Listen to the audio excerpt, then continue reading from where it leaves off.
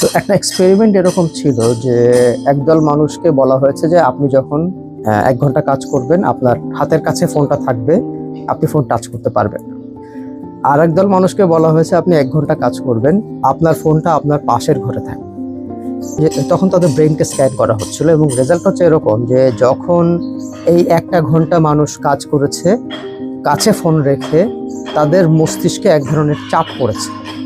They felt kind of stress, যে আমার কাছেই ফোনটা আছে, আমি ফোনটা দেখতে পাচ্ছি না, ধরতে পারছি না।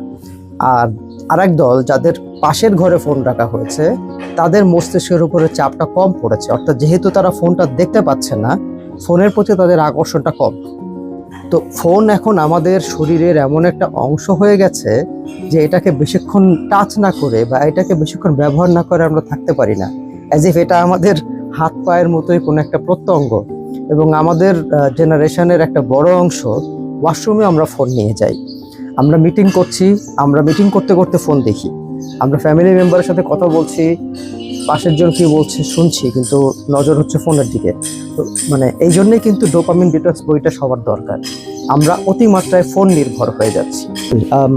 এই বইটার রিভিউ আমি যখন প্রথম করেছিলাম তখন আমার একটা ফেসবুক অ্যাকাউন্ট ছিল, এবং আমি এই বইটা রিভিউ করার পর আমার এই ফেসবুক অ্যাকাউন্ট আমি ডিলিট করে দিই, অর্থাৎ ফেসবুক থেকে আমি চিরতরে চলে যাই, বেরিয়ে যাই।